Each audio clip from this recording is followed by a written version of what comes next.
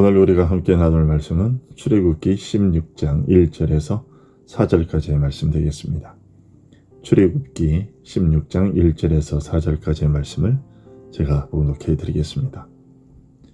이스라엘 자손의 온 회중이 엘림에서 떠나 엘림과 시내산 사이에 있는 신광야에 이르니 애굽에서 나온 후 둘째 달 15일이라.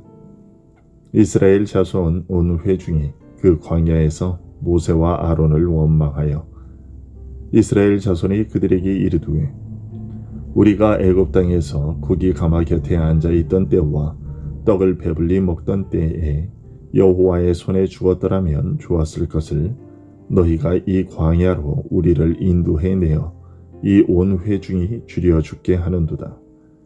그때에 여호와께서 모세에게 이르시되, 보라, 내가 너희를 위하여 하늘에서 양식을 비같이 내리리니 백성이 나가서 일용할 것을 날마다 거둘 것이라.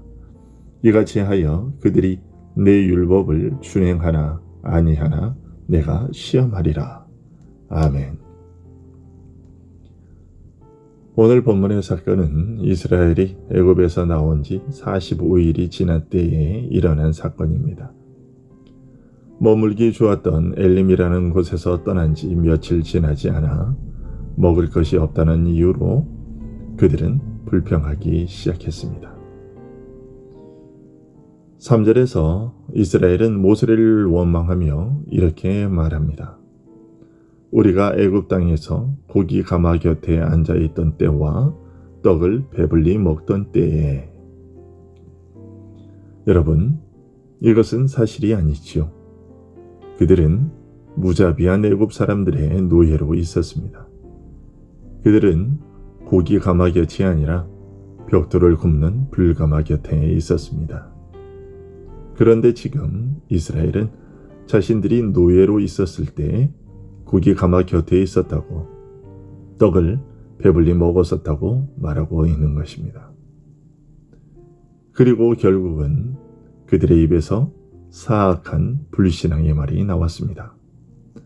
너희가 이 광야로 우리를 인도해 내어 이 온 회중이 줄여 죽게 하는도다.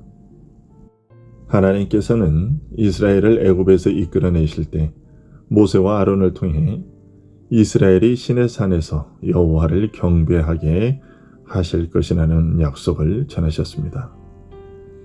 그렇다면 그들은 자신들이 시내산에서 여호와를 예배드리기 전에는 광야에서 굶어 죽게 되는 일이 없을 것임을 분명히 신뢰하고 있었어야 했습니다.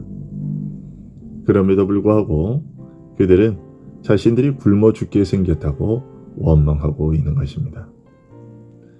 여러분, 우리들에게도 이와 같은 모습이 얼마나 많은지 모릅니다. 하나님은 우리를 하나님 나라에 들이시기 위해 부르셨습니다. 그러기에 우리가 하나님 나라에 들어가기도 전에 중간에 사라지는 일은 없을 겁니다. 그러나 거기에 도달하기까지 우리들에게는 순간순간 어려운 일들이 닥치기도 합니다. 그러나 그 일들은 하나님께서 우리를 버리셨기 때문이 아니며 하나님의 능력이 모자라서도 아니고 우리를 책임지실 수 없으시기 때문도 아닙니다. 다만 그런 일들을 통해 우리가 하나님의 은혜를 받기에 얼마나 모자란 자들인지, 그런 자들에게 베풀어지는 하나님의 은혜가 얼마나 크고 놀라운 것인지를 깨닫게 하시기 위함입니다. 그런데 우리는 그러한 때에 하나님께 대한 신뢰를 보이지 못할 때가 참으로 많죠.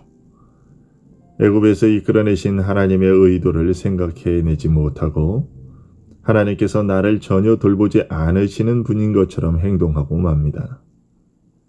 애굽에 행하신 10가지 이적들을 전혀 경험하지 못한 것처럼, 홍해의 사건이 없었던 것처럼, 단물로 변한 마라의 물을 마시지 않은 자처럼, 불평을 토해내고 원망을 토해냈던 그 이스라엘처럼 하나님께 대한 불신앙을 표출시킵니다.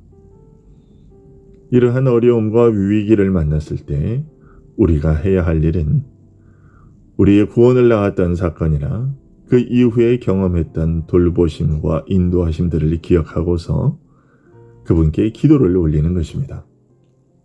그분의 아버지 되심을 신뢰하고서 그분께 도움을 요청하는 것이죠.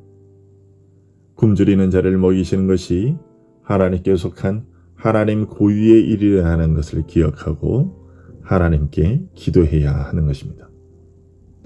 이스라엘 백성들은 자신들이 어떤 연유로 애굽에 내려가 살게 되었는지를 알고 있었습니다. 그들의 조상들이 400년 전에 먹을 것이 없어서 굶주려 죽게 되었을 때 하나님께서 요셉을 통해 그들의 조상 야곱과 그 일가족 70명을 먹여 살리시기 위해 애굽으로 인도하셨던 것을 다 알고 있었습니다. 그 사실을 알고 있었던 자들이기에 그들은 당연히 하나님께 먹을 것을 달라고 기도해야 옳았습니다. 이것은 오늘날 우리에게도 동일하게 적용됩니다. 우리는 야곱과 그의 가족 70명을 먹이신 일뿐만 아니라 만나를 통해 이스라엘을 먹이신 사건을 알고 있고 까마귀를 통해 엘리야를 먹이신 일을 알고 있으며 사르밧 과부의 곡식통의 가루와 병의 기름이 없어지지 않게 하신 하나님의 일을 알고 있고 물고기 2마리와 떡 5개로 5,000명을 먹이신 사건을 알고 있습니다. 그렇다면 우리는 이스라엘보다 더욱 기도해야 합니다. 하나님께서는 자기 백성을 굶주려 죽게 하시는 분이 아니라는 사실을 신뢰하고 위기를 만나면 더욱 기도해야 합니다. 기도라는 신뢰의 행위를 보임으로써 하나님의 돌보심을 높이며 자식을 먹이는 그분의 아버지 되심을 높여야 합니다. 우리 모두가 그런 자들이 되기를 소원합니다.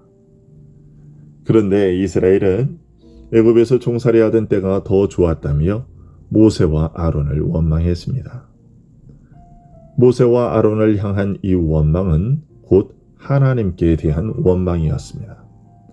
7절에서 모세는 이는 여호와께서 너희가 자기를 향하여 원망함을 들으셨음이라고 말하고 계시며 8절에도 보면 이는 여호와께서 자기를 향하여 너희가 원망하는 그 말을 들으셨음이라. 우리가 누구냐? 너희의 원망함은 우리를 향하여 함이 아니요 여호와를 향하여 함이로다고 말하고 있으며 9절 하반절에서도 여호와께서 너희의 원망함을 들으셨느니라. 12절에서도 내가 이스라엘 자손의 원망함을 들었노라고 말씀하고 계십니다. 이처럼 하나님은 모세와 아론을 향한 이스라엘 백성들의 원망을 자신에 대한 원망이라고 명백하게 말씀하셨습니다. 그리고 이처럼 반복해서 그 사실을 지적하신 것은 이스라엘 백성들의 원망을 하나님께서 얼마나 악하게 보셨는가를 잘 보여주고 있는 것입니다. 어째서 하나님은 모세와 아론을 향하여 바란 백성들의 원망을 자신의 것으로 취급하셨을까요?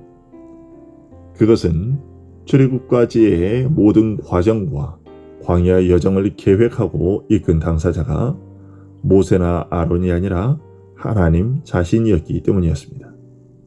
7절 마지막에서 모세가 우리가 누구이기에 너희가 우리에게 대하여 원망하느냐 하는 말이 바로 그것입니다. 모세의 이 말은 우리는 아무것도 아니다.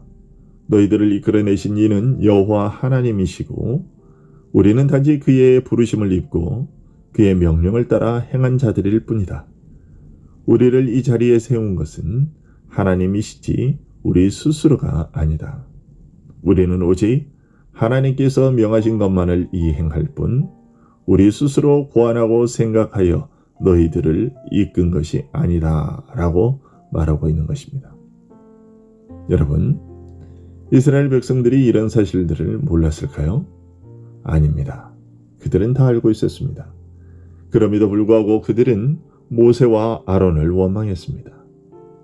그런데 왜 하나님께 대하여 직접적으로 원망하지 않고 모세와 아론에게 원망했을까요? 나중에 혹여 하나님께서 그들을 추궁하실 때 빠져나가기 위해서였습니다. 하나님께서 너희가 나에게 원망했다라고 하실 때 아닙니다.